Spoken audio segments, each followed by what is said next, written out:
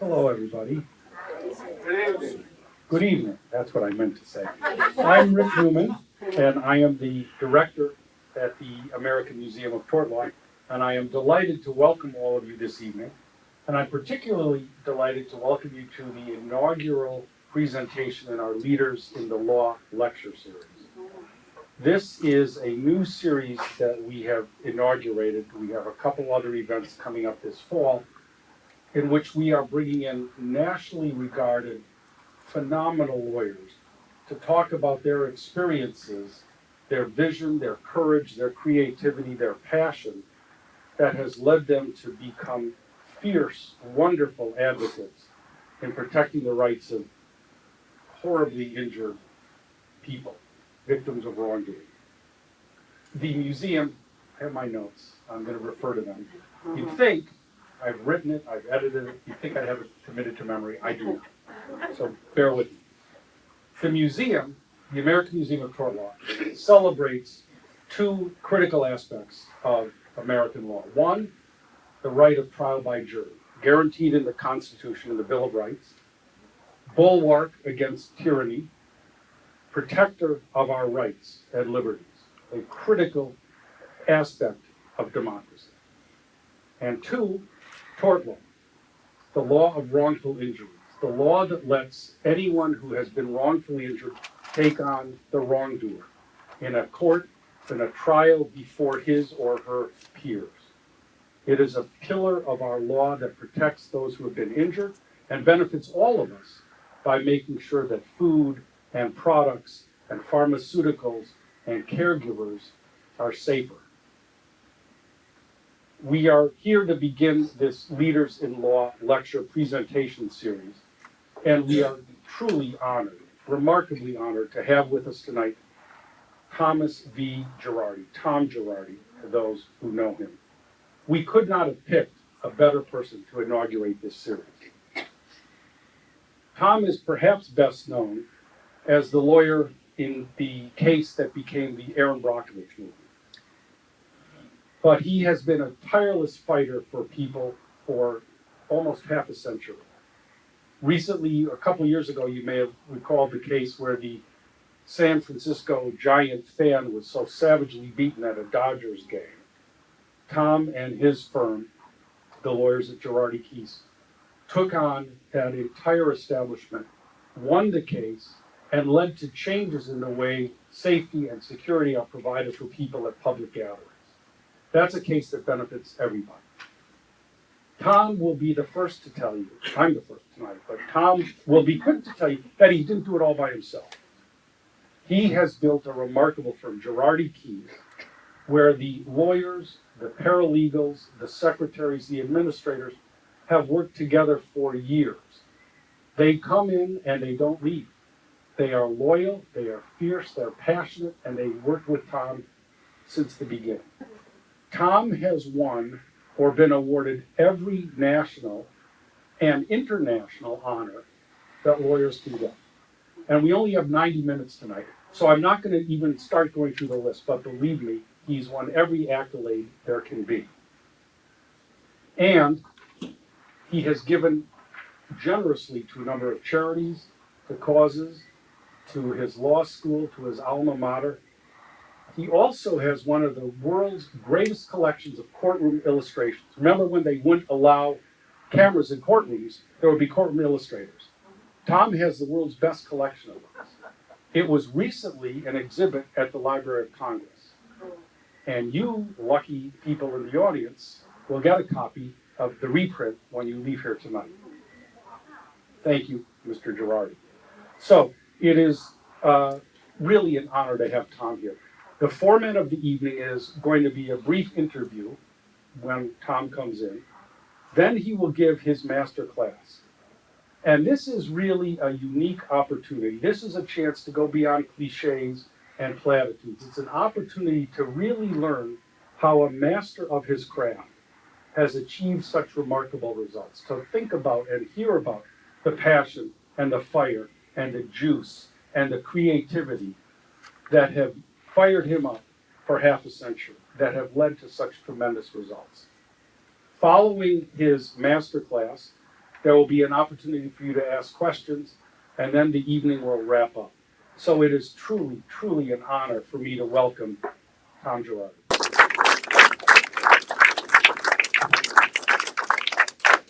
I didn't know who he was talking about.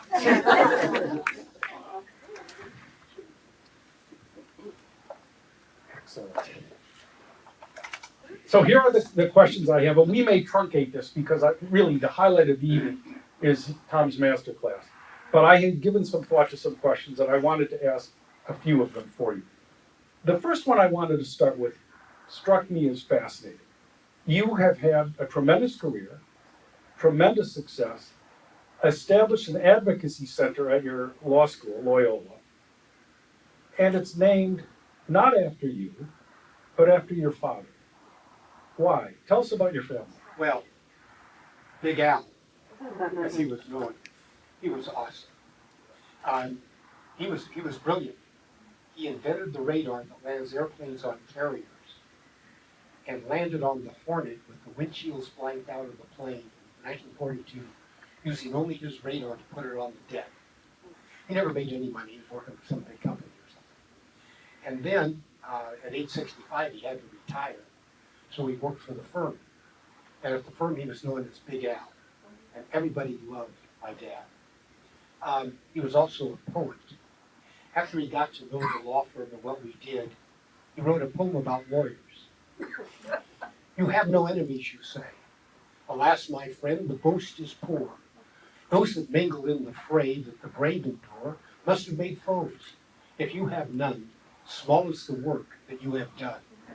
You've smoked no traitor on the hip. You've dashed no cup from perjured lip. You've never changed the wrong to right. You've been a coward in the fight. That was my dad.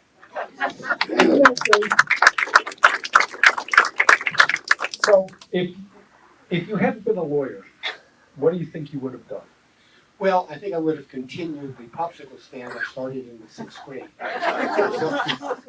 My mom, my dad was the big dog, but my mom, man, she could make these popsicles that I sold on Stewart Avenue. And man, cars would come and pull and up and, hey, do you have the cherry ones today and everything else? So I think I'd still be selling the popsicles.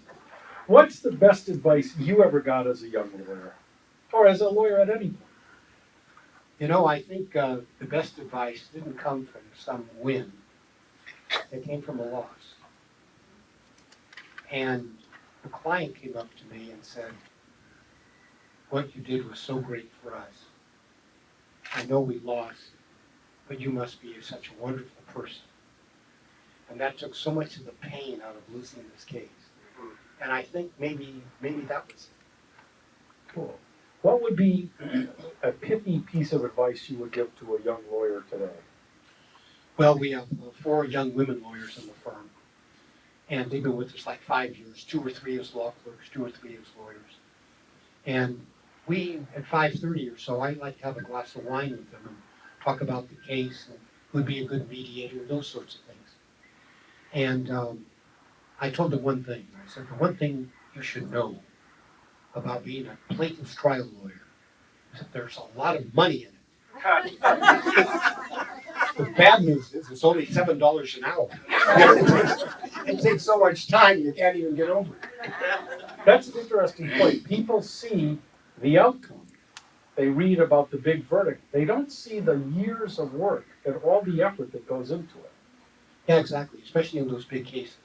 You know, when you're up against big pharma or you're up against these big companies, man, there's no amount of money that they won't spend to do whatever. And unless you can take them on one-on-one, you lose. And so, you know, that's what makes this job so great. You know what I mean? Every once in a while, you change things a little bit. It's really cool. You heard my intro when I was talking about the importance of I trial didn't by know who you jury. were talking about. Well, I almost said, yeah, I could hire this guy.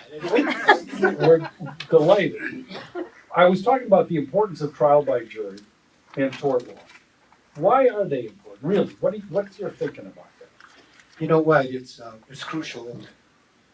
You have legislatures that do whatever they're doing. The only real conscience of bad conduct comes from those 12 people. That's all there is to it. And it's that conduct that changes, the Food and Drug Administration to, make sure they don't put bad stuff on the market. That's a joke. There have been 1,200 drugs approved by the Federal Food and Drug Administration that are no longer on the market because they've maimed, hurt, killed people.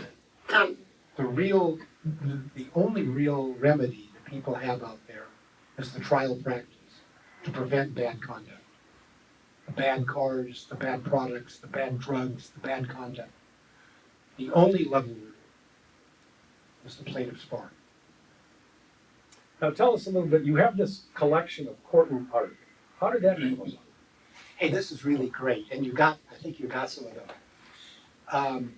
With the Lindbergh trial, the courts came down with the rules that said no more cameras in the courtroom. And I had a couple of cases that there would be a couple of courtroom artists there. You mentioned Aaron Brockovich and the Dodger case and some of the others. And I got to know those guys, and I said, hey, how many of you people are there out there across the country? They said, oh, Tom, about 30 of us. So whenever there was a big case, I would have them contact one of those people, and we would buy one of the pieces of art. So the next thing you know, we had all these great stories. The O.J. Simpson jury looking with disbelief at the prosecutor. One of those scenes. Madoff being let off in handcuffs after the jury convicted him. What's his name charging the judge when the jury came in against him and they were tackling him and so forth. All of these great moments in the courtroom are now, so we collected those, and I decided to give them to the Library of Congress. And they put out this whole alcove. They built this wonderful suite of 65 of these. They had a few themselves. Excuse me. And that became the Tom Girardi Drawing for Justice area. And they were taking it down. And I said, nobody came, huh? Because Tom, this has been the most, we've never had more people come to an exhibit because everybody knows all of these courtroom things. They all wanted to see all of them. But we've already agreed, starting tomorrow, to put the Hall of Fame baseball thing in. But your little exhibit was so terrific. We're going to do a road show. I said, really, where are you going to take it? They said, well, Tom, we're going to take it to about 30 places, but here are 2 of them that maybe you'll approve of. The Los Angeles Superior Court and Loyola Law School. I said, I think that's pretty good. So they're going to start that road show in about 6 months.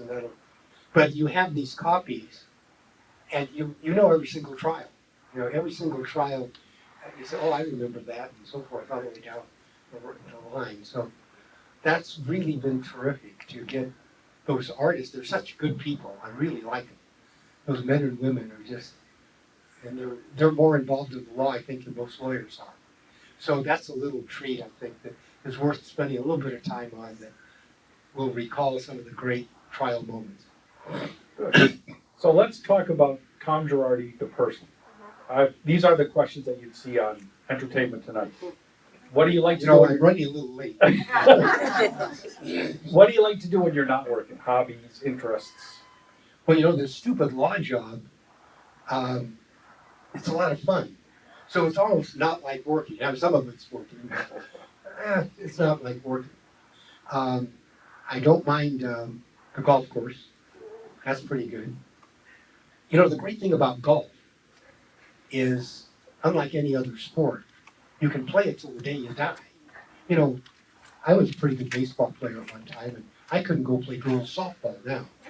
With golf, with my 16 handicap, hey man, I can go play, a real good golfer, and I got a real chance to beat him. So, walking those courses, and there's no such thing as a bad-looking golf course.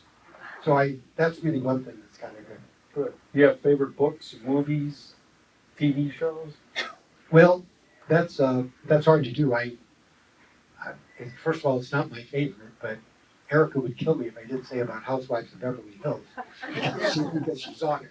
And so I pretend like that's one of my favorites. And the depiction of lawyers in the law on films, you go back and start looking at all those films, and you guys have a bunch of them. Mhm. They're really terrific about how the law, kind of went forward and had hurdles and so forth. Really cool. So I continue to like the old law story. Good. Well, Raymond Burr. Somebody asked me, Tom, why did you become a lawyer? I said, oh, I'll tell you why. Perry Mason, in the sixth grade, Saturday night, 7 o'clock, Perry Mason. And he was on Dilla Street, was the secretary. Paul Drake was the investigator. And Perry was this very gentle, and man, he would win every single case. So I said this once to a bunch of lawyers. They said, Tom, Perry was a lousy lawyer. I said, what are you talking about? How about his one loss record? Forget about it. Perry didn't know doodly about the case until Paul Drake at 7:20 came in with a surprise witness. I said, well, loaded. So they went to Paramount. They got 3 Perry Masons. They made me look at it for an hour and a half. And it was true. Perry was all screwed up. Paul Drake came in with a special witness. Dr. Perry, the witness who would save the case. Well, how do you prepare cases? I assume you know more than Perry Mason. Well, I think the best thing I do is I don't act like a lawyer. I want to know how the people are going to react to this. I don't care about Matt versus Ohio said or whatever. I want to know what is the people's sentiment. How can I go in that direction to be persuasive to them? I think that's what I do. Talking to and with people. Right. And I do mock jurors all the time. You learn a lot. You think you know everything about the case, and I tried that case against the Dodgers, and generally speaking, African American jurors sometimes are favorable to the plaintiff. I mean, they've gone through a lot and so forth, and so you can't be generalistic, but that's a certain. And the one thing we learned is that African American jurors did not like the idea that we were suing the Dodgers. And we then would interview them afterwards. The Dodgers were the first team to let an African American play Major League Baseball. And man, they all knew it. That's all there is to it. And that was interesting because when we tried the case, here I am eliminating African American jurors and I left one African American juror on, and she was a assembly person's secretary, a Democrat. So I thought, she'll be fine. And you need 9 votes out of 12 in a civil trial in California. And it was 8-4 for a long time, with her leading the 4. Finally, a couple of them bailed out, so we got the verdict. But very interesting. You learn an awful lot sometimes by, going through the mock trial situation.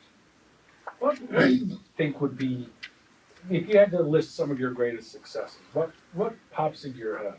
It may not be a case that's famous, but what do you feel like, boy, I did a great job there? I tried a wrongful death case. The guy got killed. I represented his wife, and basically they had 3 boys. They were in high school, grammar school, and we got a big verdict. And I said, Denise, why don't we set aside money for those kids to get to college and stuff?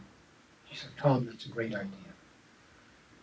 Now, one is through college, 2 are in college, they're doing great.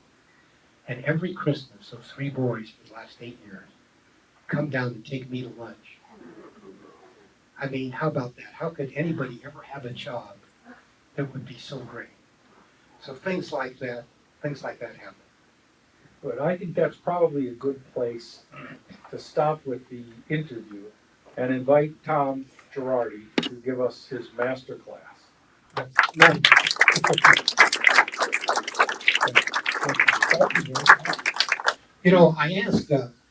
I asked Rick, I said, you got these important people here, and why me? He said, I'll tell you why, Tom. Because you're a model lawyer. And I really felt good about that. Then I looked up model in the dictionary. He said, a small replica of the real thing. I said, Rick, a small replica of the real thing. He says, no, Tom, we want you because you're a warm speaker. He looks up warm to the dictionary and says, not so hot. the Some of the cases that you know about are kind of some of your early cases. And I had a lady, Mrs. Keck, the first case I ever tried, Keck versus Higgs. Now, obviously, this was a while back, but I remember it clearly. And Mrs. Keck was stopped at a stop sign. Mr. Higgs negligently ran into the back of her. Fortunately, there wasn't too much damage to the car. And Mrs. Keck, she had to go to the chiropractor and everything because her neck hurt. And my mom came to the trial. I put Mrs. Keck on the stand. Mrs. Keck, does your neck still hurt? Just, oh yes. Do you still have to go to a chiropractor now and then? Oh yes. Does your neck hurt like that before? Oh no. Thank you very much. Charlie Lindbergh, he was a baby lawyer at that time. Later on, ended up with a huge law firm, but he was a baby lawyer too. And insurance companies had a little more data on people than we did. His cat got the same neck that got hurt when your husband ran to the garage door. You went to a different chiropractor? Yes. His cat got the same neck that got hurt when your sister-in-law ran over the curb. You hit your head on the windshield, and you went to a different. Yes. Isn't it true that neck of yours was hurt before this hat? Well, I guess it has. Finally, 11 o'clock, it's time for a break. I come walking out. My mom sees me. You ought to be ashamed of yourself. I said, Mom, I didn't know. She said, you should have. And that was, I think, the most important idea I had as a young lawyer of how to do this. Then there's more luck in this game in the trial practice than there is skill, I think. I had a case of Percy Williams was in a fight. He was the president of Compton High School, all African American school, and got in a fight. He was taken to the Bon Air Hospital, and he was looked at the Bon Air Hospital. They called his mom and dad. They said, "Percy's drunk. Come down and pick him up." So they said, Percy doesn't drink. No, he's drunk. Anyway, then they loaded him into the back of the car, and they took him home, and he woke up quadriplegic. So obviously there's an issue there. Did he become a quadriplegic in the fight or whatever? And across the street from the courthouse where all the lawyers eat, there's a cafeteria up on the fourth floor. And lo and behold, the lawyer who's against me in the case, Dale Billups, was there with his expert, and he was the head of orthopedics associated at SC, and he was drawing on the napkin. And on the napkin he drew, excuse me, on the napkin he drew a fracture that didn't invade the spinal cord. And our theory was that he really got hurt when he was put into the car, rolled around like that. So he had these two napkins, and they left. I walked over to the table and got the two napkins, went back. Dr. Phipps testified. And yes, and he was obviously a quad. I said, Doctor, didn't you make a medical drawing showing how there could be a fracture, but there could be no irritation to the spinal? I don't think any medical drawing. Your Honor, could we approach? Dr. Phipps, is this your drawing that you did on these napkins? Yes. Does that show the fracture without it being? Oh, yes. Dr. Phipps, so it's possible then that you could have, anyway. Then Percy, nice kid. And I ate lunch with him right before argument. And I went down, I had to say something to the jury, and I said, you know what, I was going to talk all about Percy and the things he can't do now and things like that. But I have one thing to tell you. I had lunch with Percy, and he eats like a dog. That's all I said. And the jury came out, and it was the first $1 million verdict in a malpractice. I'm a baby lawyer in the country at that time. And then he, though, was a pal of mine forever. And he's doing much better and things like that. So there are a lot of rewards to this. I don't think it'd be as much fun practicing law if I was defending AIG. You know what I mean? This is the fun part, that you can do some good and you help people out at bad times and so forth. And for the most part, they're very appreciative, and it's not always successful. I'll tell you another baby lawyer story. So I represented Mrs. Velasquez, and uh, she was camping with her husband. In the middle of the night, a Coleman lantern started leaking white-hot gas on her face, scarring her enormously. At trial, she was 8 months pregnant, and her face still looked awful. And during the course of that, Coleman pretty much proved that it wasn't the fault of the lantern, but the fact that Mr. Coleman had put it in upside down. And the jury came back. 5 jurors were crying. 3 guys were crying as this pregnant, badly scarred lady, and they delivered a defense verdict. 2 months later, I got this envelope from Mrs. Velasquez. I opened it up. It's a picture of a little baby. And she said, Tom, we want him to have the same heart you do, so we've named him Girardi. If you didn't feel bad enough about losing the stupid case to start with.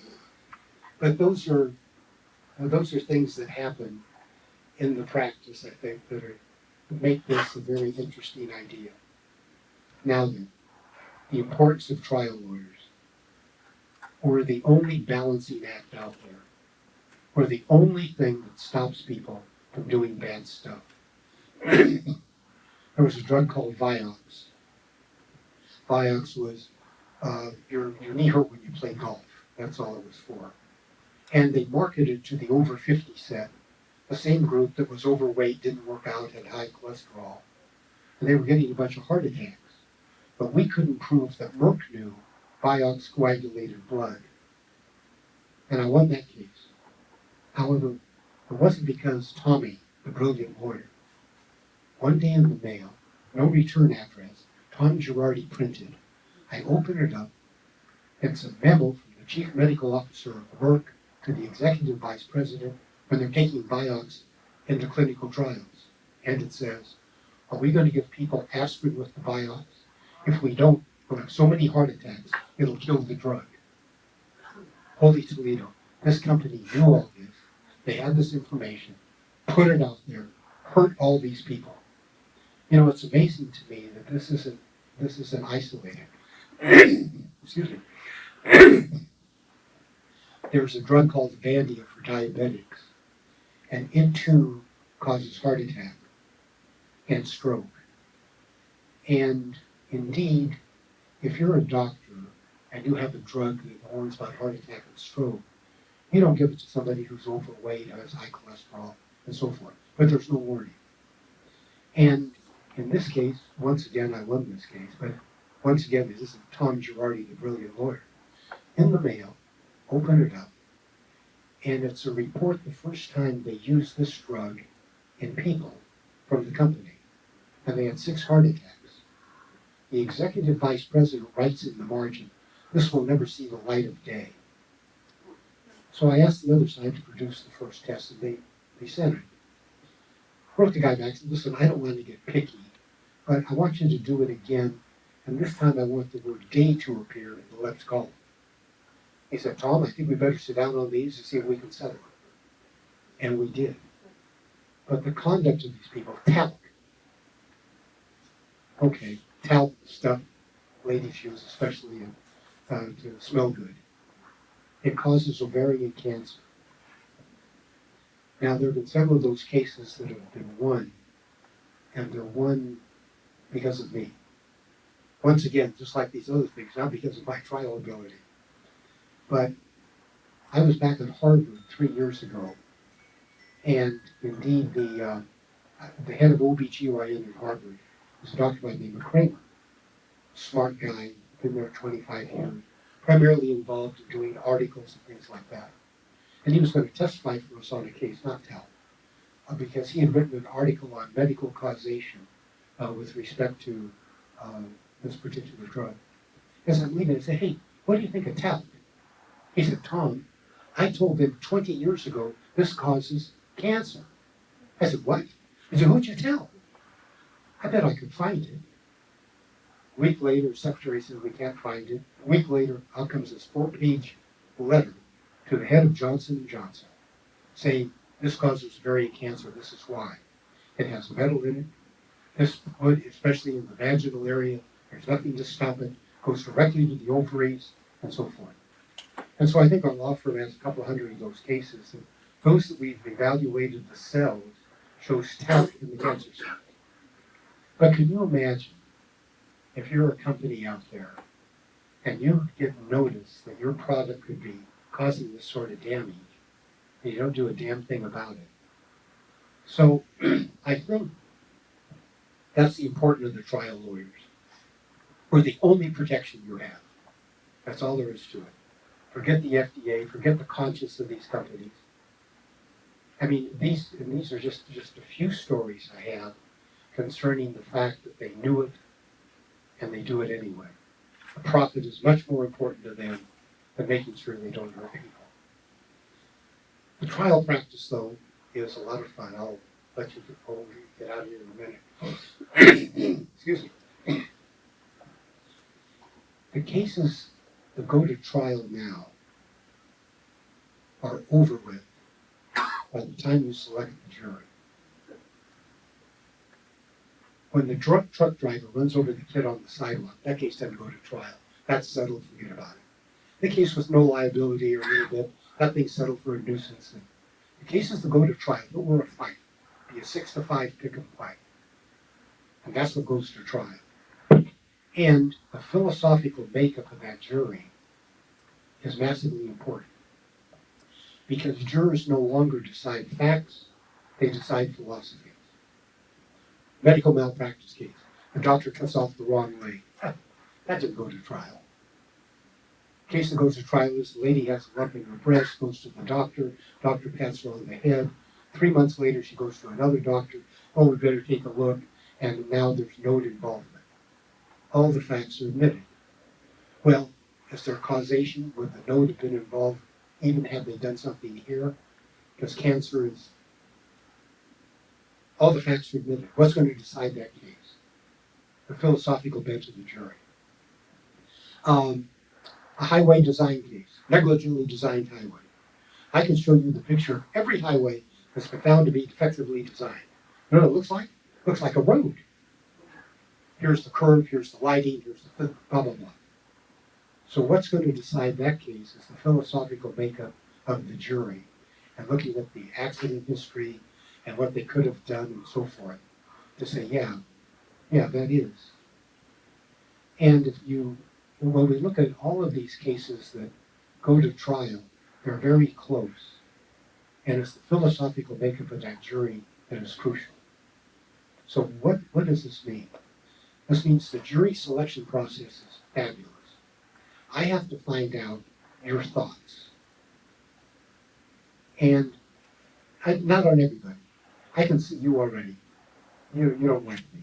You like to be fair. Okay, so I don't have to worry about you. You know what? You could be either way. I want to question you. So I'm not going to ask you questions.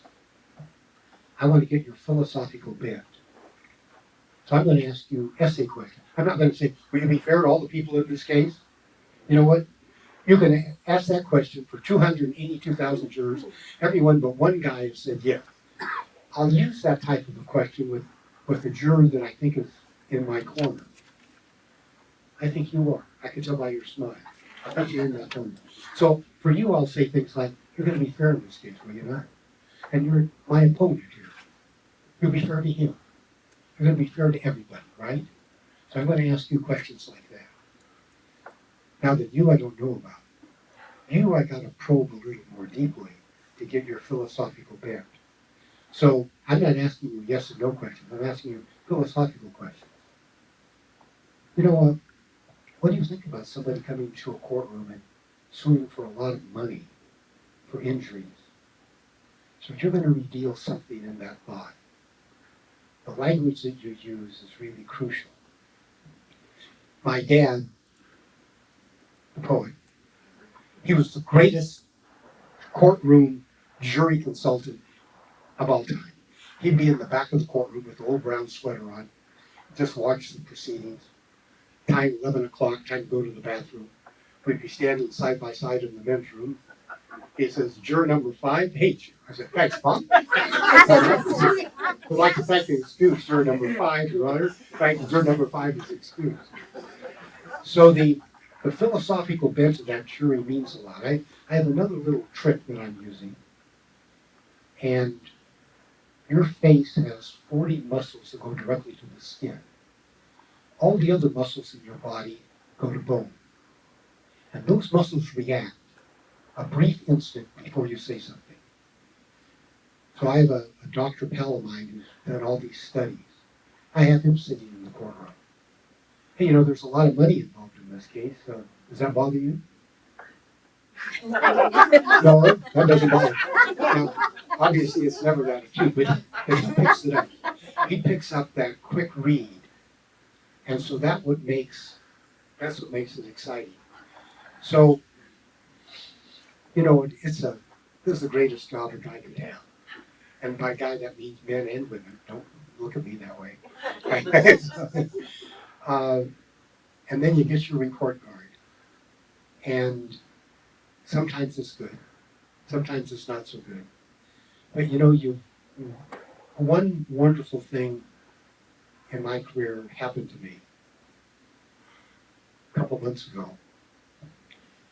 Tom Girardi printed on a letter. Open it up. What's this about? No return address. A note says, Tom, I know you, you know me. I'm not going to tell you who I am. I'm not going to tell you the drug company this is. But I bet you think this is really interesting. It's from the chairman. And the chairman's remarks are, okay. We'll change it. Or that asshole Girardi in California will be all over us. You know, isn't that great? Anyway, it was really a pleasure to meet some of you, or to see all of you.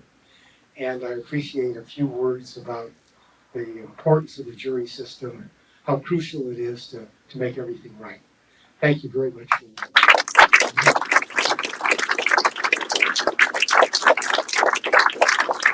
Thank you very much, Tom. This is an opportunity for us to continue the conversation. If anyone has a question, I will come dashing forth, stick this microphone near your mouth, and you can ask Tom whatever questions you might have. Anybody? Is that a hand I see before me? A dagger I see before me? Yes. Wait, here I come. Thank you so much, sir. Do you ever use body language experts to tell you whether the witness is telling the truth or not, like today? Yeah, of course.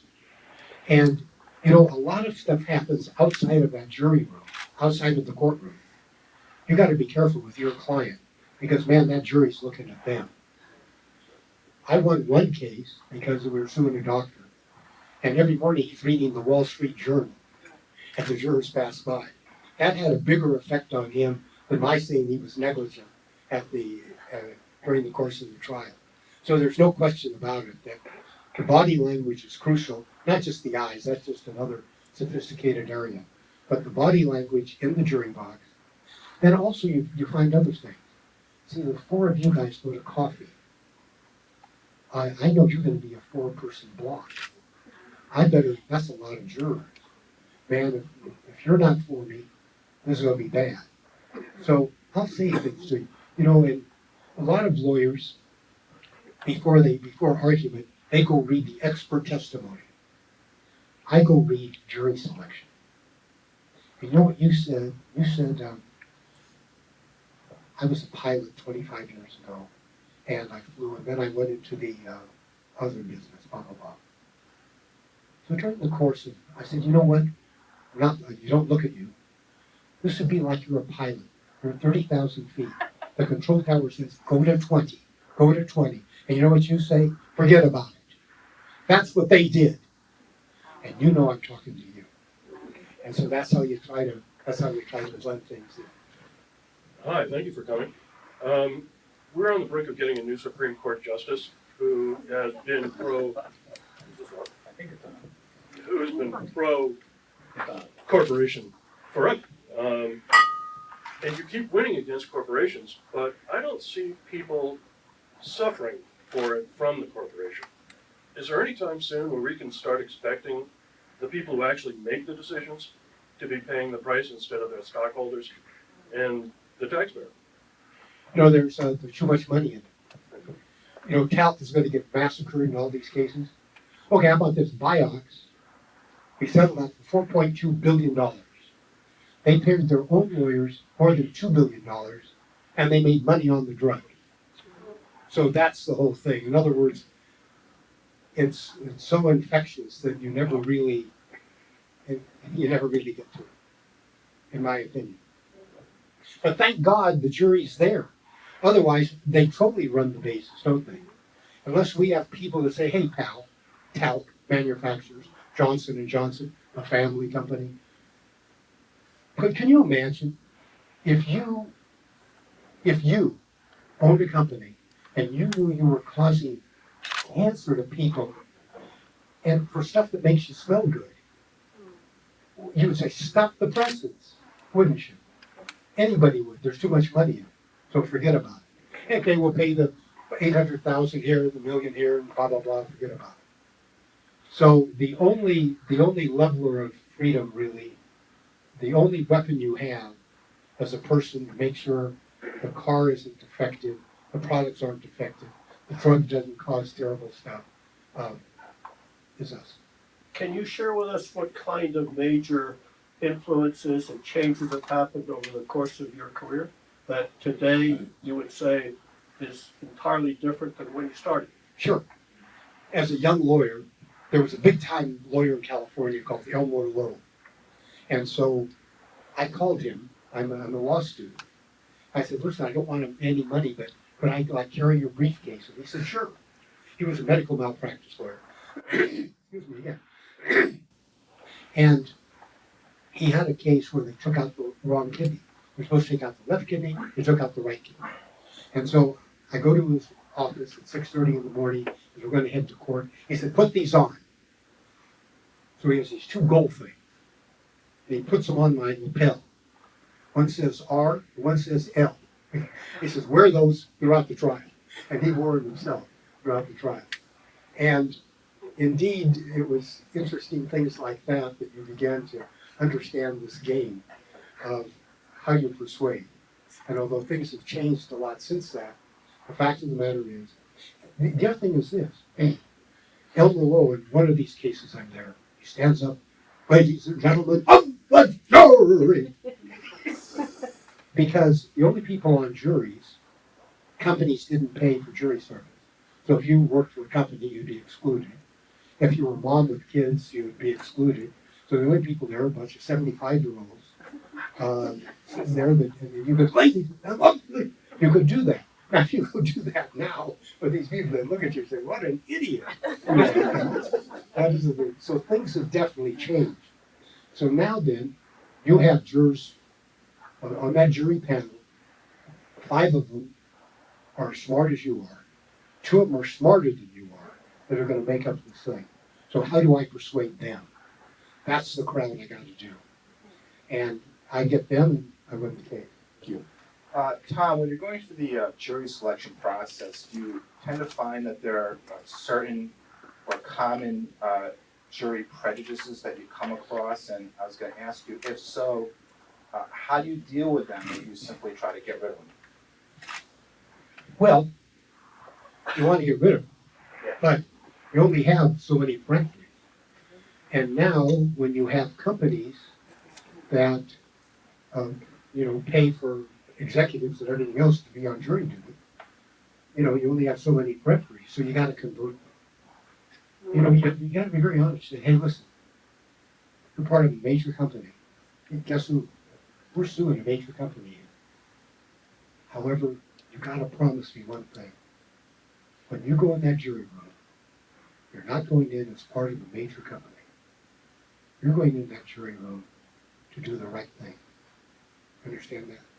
And do you promise that? Can you do it? How's the caution? I was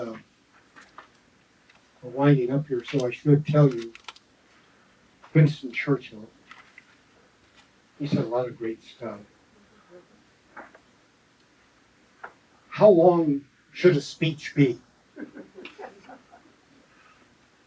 A speech should be like a dress on a pretty woman, long enough to cover the subject and short enough to be interesting. That was Churchill, right? Yeah, yeah.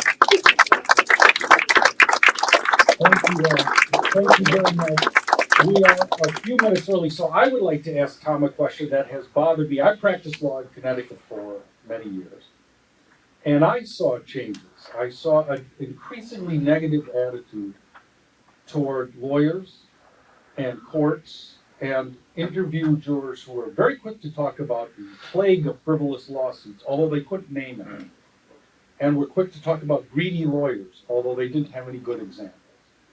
So I wanted to get your thoughts about this sort of negative public perception about a profession that I regard to this day as noble. I know I should be using this microphone. I'm sorry. I apologize. Carry on. Yes. You know, how interesting that they've done a great job again. Trial lawyers are supposed to be persuasive, right? That's why you're paying me, because I'm persuasive. And they've totally screwed this up. What do trial lawyers do? The only thing trial lawyers do is to try to help people who've been hurt by bad conduct or bad products of somebody else. And the company that caused the bad product, they don't pay. They don't pay anything. The guy who got hurt pays you. That's what trial lawyers are all about. On the other hand, the thing you mentioned is, and we're supposed to be in the persuasion business, and we've let things go in this direction. You know, it's just, it's really awful, isn't it? Not to be able to get the word out of what the hell we do and how important it is. Although generally speaking, most people don't need a trial lawyer, thank God. But generally, most people that do, and they get the trial lawyer, and the person helps them, you know, to a person, they're very appreciative. I had one more. Had to tell you this too. Winston Churchill. Diplomacy is the art of telling people to go to hell in such a way that they ask for directions. But are there any other last-minute questions before? Oh, hang on, I'll come back to you. I don't need the microphone, but I'm good. Mr. Girardi, one question, please. What's your favorite golf course? Okay, I got a very nice award from the Irish barristers, and it was really great. I went back and everything, and there I was seated right next to the Chief Justice and the other justices and the barristers and so forth. They said, "Tom, no speeches." So then they got up and they said, "And now this trial lawyer of the year award, blah, blah, blah," real nice. I don't care what they said about no speeches. Took the mic.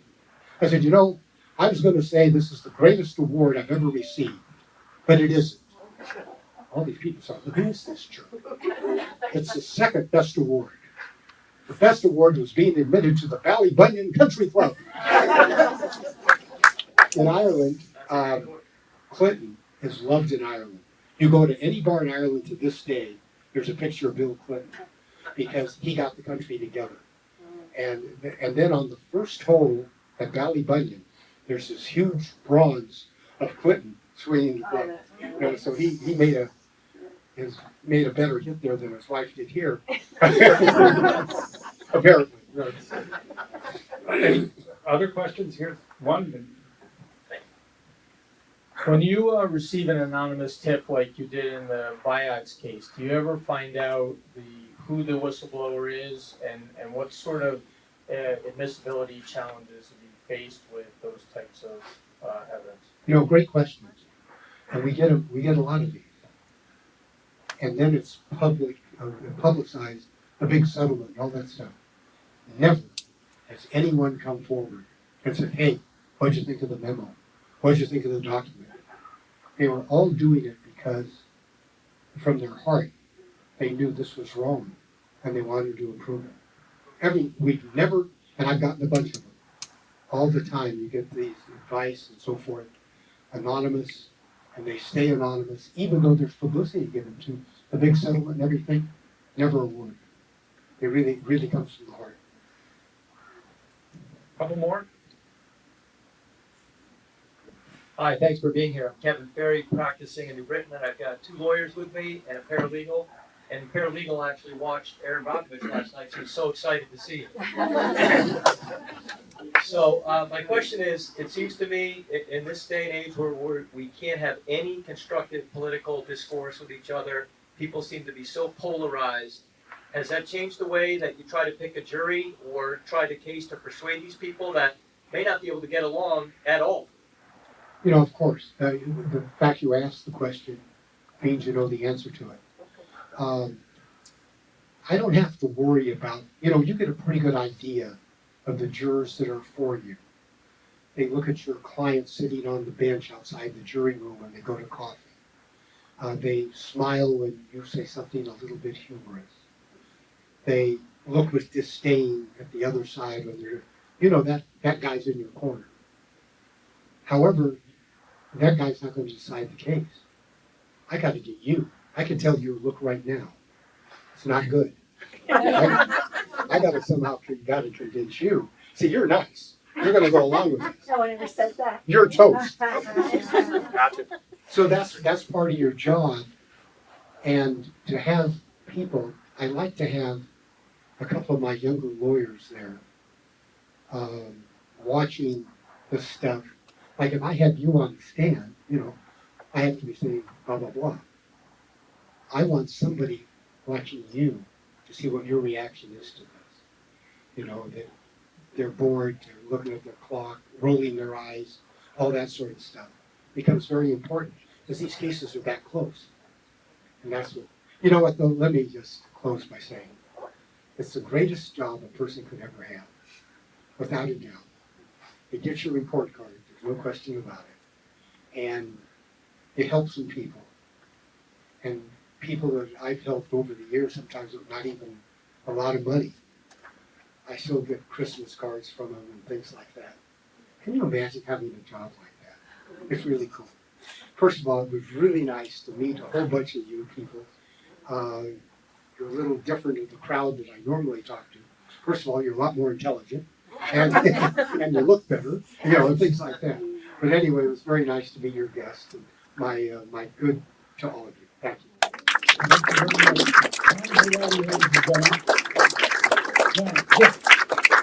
Before we adjourn, I'm sorry we couldn't get to everyone this evening. We're going to be out here. You can wander around, mill around. As you leave past the donate box, you will see there's a table that has the reprints that Tom has kindly provided to us. Please take one per couple because we have a limited number. But these are the reprints of this court illustration series, Drawing Justice. It's a remarkable project. It's all due to Tom. And we're very glad that you came. Now, we have a couple of these other programs coming up, other leaders in law this semester, so to speak, by the end of December. We have Thomas Fortune Fay coming in November. He was the lawyer that fought through the Supreme Court and the Congress to get laws permitting him to seek recovery for victims of terrorism from foreign governments. Iran, Iraq, stuff like that. But groundbreaking, heroic, amazing work.